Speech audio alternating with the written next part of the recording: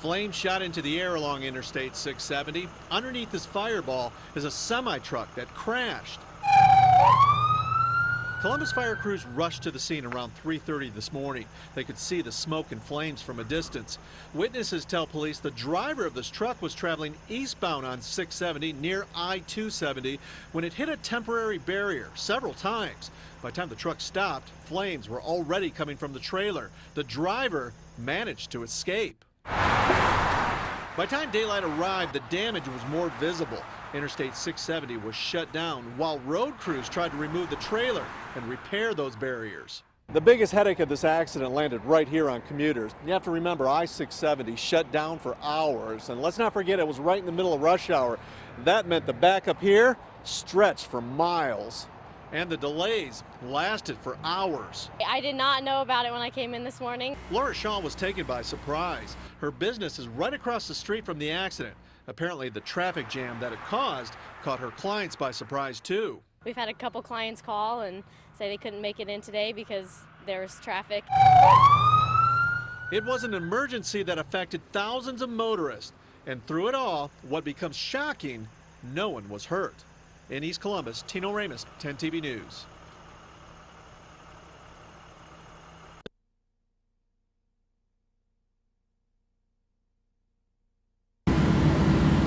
An entire community watched, amazed by the size of this fire in downtown Washington Courthouse.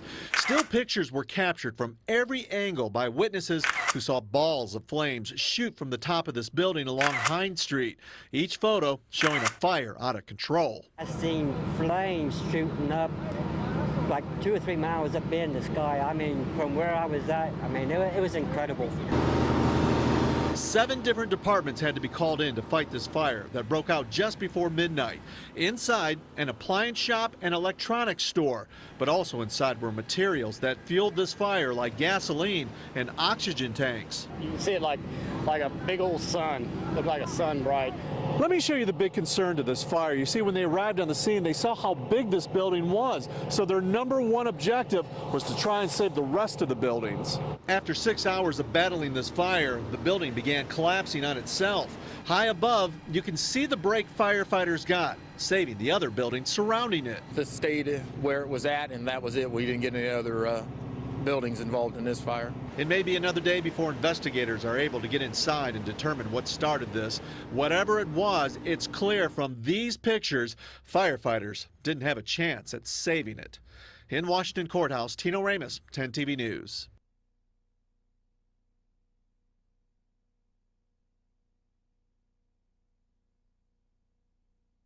President Obama brought a new electorate to American politics, young people, many of them first-time voters, attracted to his message of inclusion, empowerment, and change. The 300-acre National Mall crackled with the energy of youth. To see it all come full circle while we're here for the inauguration is just unreal. OSU graduate Daphne Everhart thinks the Obama presidency will enhance her Lead America group, more than 600 college students with aspirations to leadership. We put so much into this election, just with my friends and myself, just kind of getting the word out there for voting, and we just thought this was kind of the end of that entire road for us. America's new president built a fire under young people, telling them anything is possible and showing them by doing what appeared impossible. The change he spoke of sang to them like an iTunes download. I can't think of one thing. I'm so happy. Many worked tirelessly on his campaign, and through it saw politics in a whole new light, one that could be used for a greater good rather than self-centered grabs for power. His values, the way that he was calling us to service. As they cleared out of this field where they saw a dream come true, they took something else with them, a renewal of belief in a principle this nation was founded on, that out of many, we are one. Reporting from the nation's capital, Jerry Revish, 10 TV News.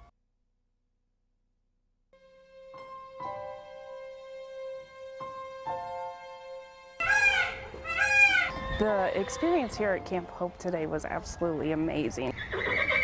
We did different activities to help them identify feelings, process their grief. Horses are in herds, so we created our own human herd. And they did that by circling up and being connected with one another, supporting one another. Once you've chosen a horse, you could go ahead and get started. Oh, that's sweet. This one? Why would you choose this one? I just feel like laying on him, you know, putting all my weight on him. You could sit on it. I wish you could too. I feel like it's holding me up. The equine experiential work, which is new in using with grief, and we had a very powerful experience of letting go of some things people needed to let go. We're going to take these and write something about what you're feeling, good or bad. Anything about your loved one. What are we writing? What kinds of things would you like to tell Daddy? Ice cream. Ice cream? I want peace. Now you can draw a picture on the horse. Anything about Brian, your dad. That's not very good, Laura.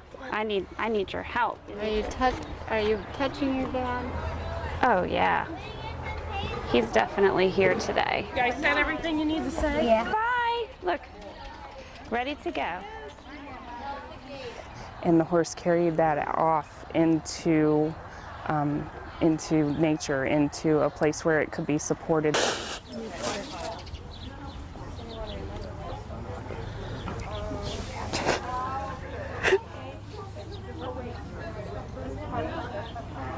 Can you take your horse out there? Way to go, way up at the top there. Yeah, with all the others that are going to take care of them. Yeah, they're going to take care of each other. They're closest to heaven up there.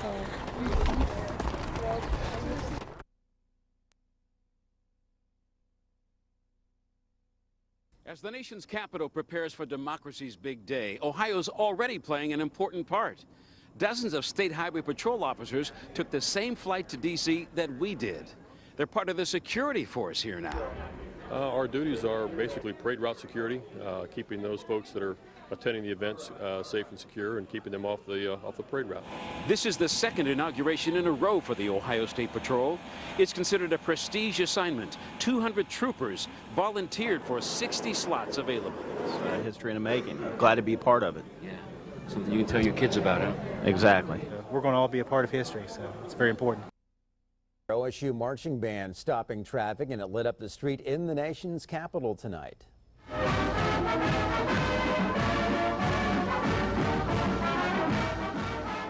Sounding great, the country's biggest all-brass band marching across 6 lanes of stopped traffic and right into the Mayflower Hotel, the site of the Ohio celebration ahead of Tuesday's inauguration. The band played a medley of tunes for Ohio politicians and all the invited guests inside the hotel, and the kids are plenty hyped about being in D.C. We're just here enjoying this crazy atmosphere. It's going to be great. We get to spend the day in D.C. tomorrow for the national holiday, and a lot of us are just looking forward to being a part of such a historic moment. Ohio State Marching Band is among a select few of the university bands picked to march in the inaugural parade on Tuesday. But nothing is dampening the enthusiasm of folks that have come here to witness history and to shop for souvenirs.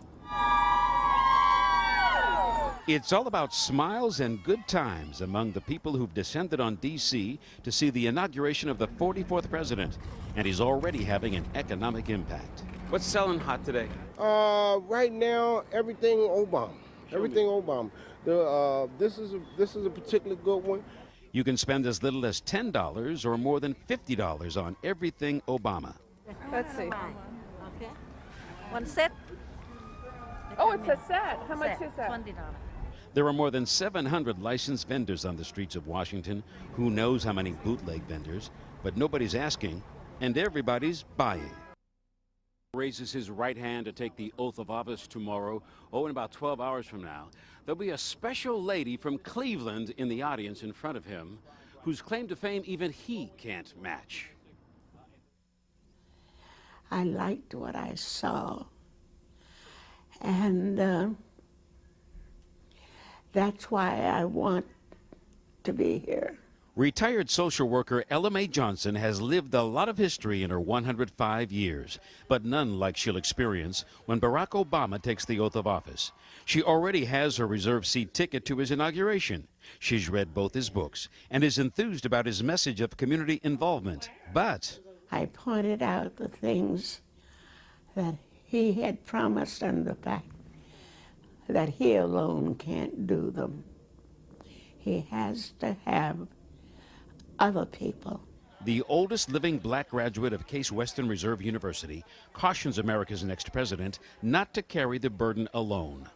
I think that the changes that he proposes depend on all of us working together. Working for equality, justice, and peace, says this gracious and frank-talking lady, who vows she won't hesitate to voice her displeasure if this aspirational leader ever changes course. I will support him as long as he's true to his promise. This morning at 4 o'clock, and then from there they grew like the federal deficit. It's hard to comprehend that many people in the same place at the same time, 2 million or so. I guess I'll just have to show you. Yeah, it's just kind of a Confusion abounded. Which entrance to go through, which mile of fence or gate would get you there. It's kind of crazy. It's super exciting. It took us 2 hours to get in. Others waited longer in lines that never seemed to move. Even those who had special tickets found no favors. 105-year-old Ella Mae Johnson from Cleveland came bundled against the cold in a cocoon of coats and blankets. Her nurse pushed her wheelchair over cracked cement and uneven sidewalks through the ever-thickening crowd. Every day has had a different challenge for it, and today is the ultimate. So far, we're doing okay. Now, even by showing you these pictures, it's really hard to comprehend the number of people that are down here on the Capitol Mall for this inauguration today. We've been out here a couple of hours already, and the crowds have not depleted in any way. As a matter of fact, they've gotten bigger. And this tunnel probably goes for a mile, and it's packed with people trying to get in on the other side.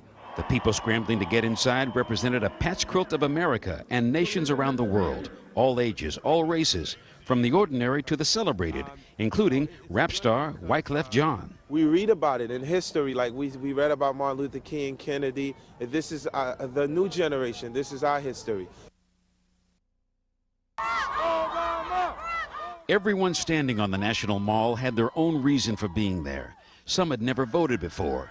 Others had never missed an election day. Still others wanted to hear the man who'd moved them. I guess for me, it's just really thinking about what the impact this is going to be on African-American men. To see it all come full circle while we're here for the inauguration is just unreal. Well, no matter how big the crowd, no matter where you are, you're always going to find some Buckeyes. And I ran into several of them out here on the mall today. 3 students from Otterbein drove down from Westerville to hear the man who they say has inspired them to reach higher and commit to doing good works for others. I was just excited to have this experience. This is my first time in Washington, D.C., and so it's for the inauguration, one of the biggest days ever. I've been a supporter from Barack at the beginning, so I was really excited to see him. Despite the sunny sky, the winter chill never left the air. A constant breeze brought a painful wind chill, but everyone went home with something that'll last longer than their miscomfort, a moment of history-making never seen before. People from Central Ohio and around the world are returning home tonight from the presidential inauguration. They'll have a lot of stories to tell, too, and as they reflect on what they witnessed in Washington this week, they may see some parallels between one man's journey to the White House and theirs to his inauguration. I, Barack Hussein Obama, do solemnly swear. His journey to this moment was a lot like the journey almost 2 million people took to watch it. Pretty excited. It's a pretty historic moment. Everybody's pumped up. Everybody's like a big brotherhood and sisterhood. This is the coming together of the entire globe. He attracted new voters in droves, especially young ones whose faces filled the National Mall. If you can accomplish half the stuff that he wants to accomplish, I think it will be good for our future. And will to the best of my ability. He raised record amounts of campaign money on the road to election and put money in the pockets of street vendors who cashed in on his popularity. What's selling hot today? Right now, everything Obama. Everything Obama. Preserve, protect, and defend the Constitution of the United States. He ran on a promise to fix a lot of problems.